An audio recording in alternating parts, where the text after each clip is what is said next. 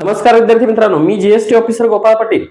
महाराष्ट्रभरातील स्पर्धा परीक्षांची तयारी करत असणाऱ्या सर्व विद्यार्थ्यांसाठी गणित विषयातील काही उपयुक्त प्रश्नांचं मी मार्गदर्शन करत चाललोय.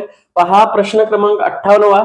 रेहानने एक स्कूटर 2015 मध्ये 60,000 रुपयांना विकत घेतली.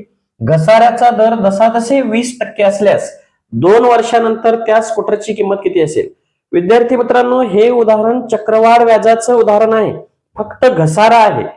इथंही चक्रवाढ व्याजाचं कुठलं सूत्र न वापरता तुम्ही डायरेक्टली कसा प्रश्न सोडवू शकता पहा. 2015 मध्ये 60,000 किंमत आहे. 60,000 गुणिले घसाऱ्याचा दर 20% म्हणजे 100ची किती होणार? किंमत कमी होते 20% म्हणजे 100च्या 80 होणार. पहिल्या वर्षी 100च्या 80 झाले. असे किती वर्ष? 2 वर्षानंतर म्हटलंय म्हणून आणखी एक वर्ष घ्या, 100च्या 80. आता फक्त कॅल्क्युलेशन करा. 0 गेली, 0 गेली, 0 गेली, 0 गेली. पुन्हा या 2 शून्य गेल्या, या 2 शून्य गेल्या. राहिले किती? 600 गुणिले हे 8 गुणिले 8 64. गुणाकार करा. 2 शून्य ठेवा. ह्या साइन चूक 24 4 चाले 2 साइन 36 आणि 2 38.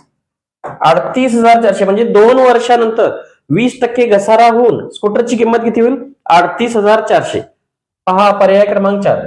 विद्यार्थी मित्रांनो, अशा प्रकारे सूत्र न वापरता तुम्ही चक्रवाढ व्याजाचंही कुठलंही उदाहरण सोडू शकता. आवडल्यास लाईक करा, शेअर करा आणि सबस्क्राईब करा. आणि ज्यांना अंकगणित विषयाची परिपूर्ण तयारी करायची आहे त्यांनी द टेक्निक कॉम्पिटिटिव्ह अकॅडमी हे ऍप इन्स्टॉल करून घ्या आणि त्यातील अंकगणित स्पेशल हा मार्गदर्शन वर्ग जरूर जॉईन करा. तुमची अंकगणित विषयाची 100% तयारी होईल. धन्यवाद.